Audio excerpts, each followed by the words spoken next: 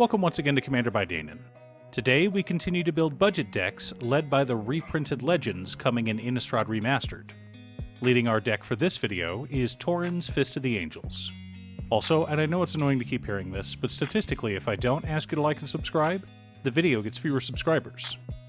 Torens Fist of the Angels is a 3-mana 2/2 legendary human cleric with training. Training is a keyword that lets us put a +1/+1 counter on Torens if we attack with both him and another creature that has greater power. Additionally, whenever we cast a creature spell, we create a 1/1 green and white human soldier token with training. Okay, so Torens cares about big creatures, creating tokens, and +1/+1 counters. Sounds like a Selesnya deck to me. But we're on a budget build, so we don't have room for Doubling Season or Vorinclex Monstrous Raider. In fact, either of those cards are more expensive than this entire deck.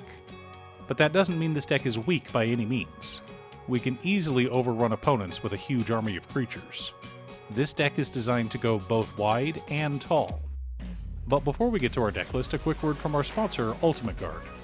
Ultimate Guard is now the official partner of Wizards of the Coast, and as such, they are able to print official art on their playmats, including this gorgeous mat featuring art from Bloomborough. The card is Dawn's Truce, and as you can see, it is beautiful. This mat is surprisingly thick and much smoother than any other mats I've used before. Find out if your local game store carries Ultimate Guard products, or click the link in the video description to their Amazon store. In order to build a functional commander deck, you need lots of different pieces, which is why I try to rely on my handy-dandy checklist. 50 mana sources, usually split between 37 lands and 13 pieces of ramp, 10 pieces of card advantage, 8 to 10 pieces of spot removal, 2 to 3 board wipes, 2 pieces of graveyard hate, and 1 sudden I win card. Oh, one more quick announcement before we get started. I'm currently streaming with my son over on Musings by Danon as well as Twitch. It'll mostly be Final Fantasy XIV, but you're more than welcome to pop in and talk about Commander. Honestly, about half my streams are talking about manga, anime, or Commander.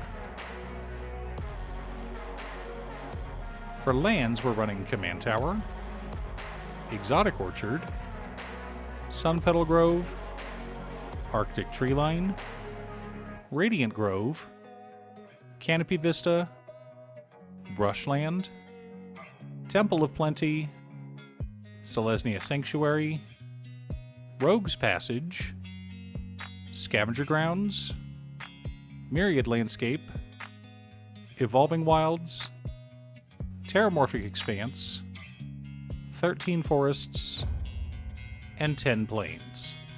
A nice and simple budget mana base. But if you're wanting upgrades, fetches, shocks, and the other more expensive dual lands would help improve this deck.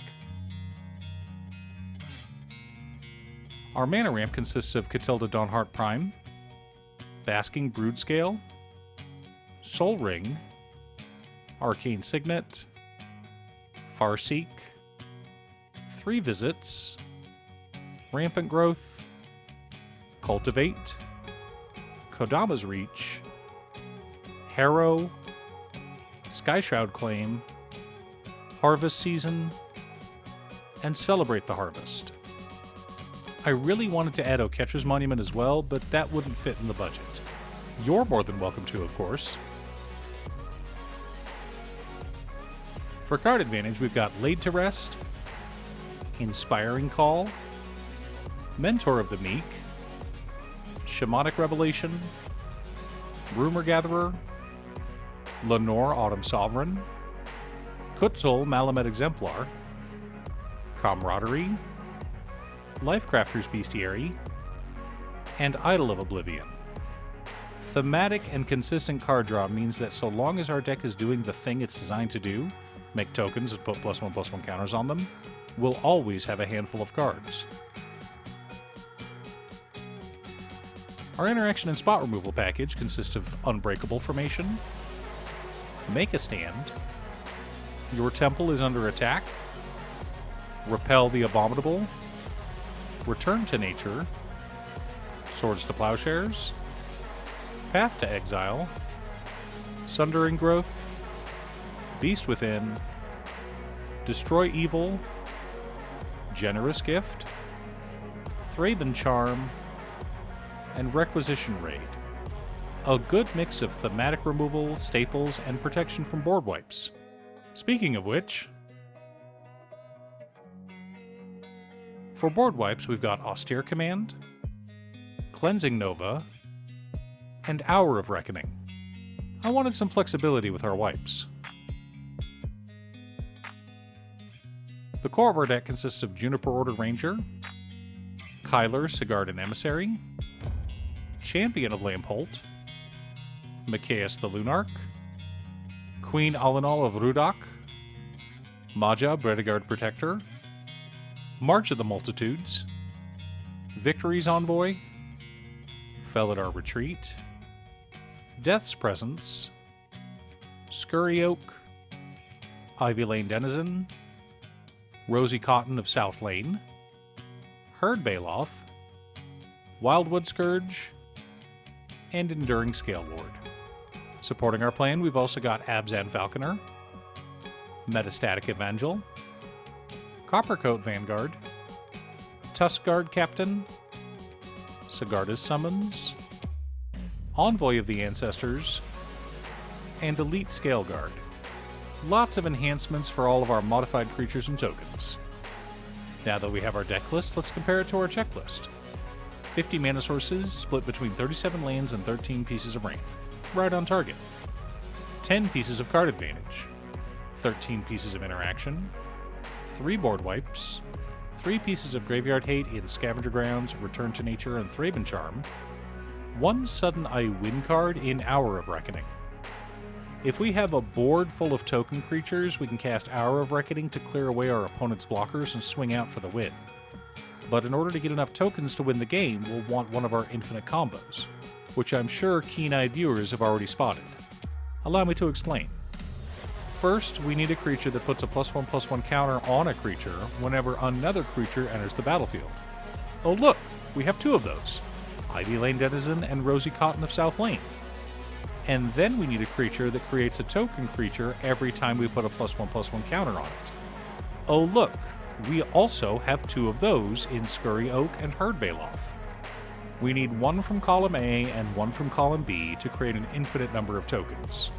Now, this combo is infinite but deterministic, meaning we can end it whenever we want to. The problem is we also have a non-deterministic combo, meaning the combo doesn't end unless an outside force acts upon it. And what happens when a non-deterministic combo happens? That's right, dear viewer, the game ends in a draw. Wildwood Scourge is an X mana Hydra that enters with X +1/+1 counters on it. Whenever 1 or more +1/+1 counters are put on another creature, we put a +1/+1 counter on Wildwood Scourge. Enduring Scale Lord says the same thing. So if Enduring Scale Lord is on the battlefield and we cast Wildwood Scourge where X equals 1, the game ends in a draw unless someone stops the madness. But we all need a little madness in order to make life fun, don't we? Do you have a Torens Fist of the Angels commander deck? What about a +1/+1 counter deck? What's your secret deck tech? Leave a comment below. Thanks for tuning in. Once again, a huge shout out to my editor Cutestuff. I couldn't make these videos without her. If you'd like to hire her to edit your own videos, she can be reached at cutestuff.edits@gmail.com. Link is down below. If you're looking for ways to support the channel directly, you can head on over to patreon.com/Danon. You can have a video made or just ask for help building or tuning a deck list. I also wanted to give a quick shout out to all of my patrons: Waffles, Jiraiya, Muffins, Marcus, Brett, Roxy, Alex, Borgie, Nazwin, Conga, Aaron, Chris, Robert, William, Pye, Kazaris, Booksu, Patrick, Naffy, Noodle, Tiz, Art, Richard, Devin, Lucius, Sint, and Alm. You guys are awesome.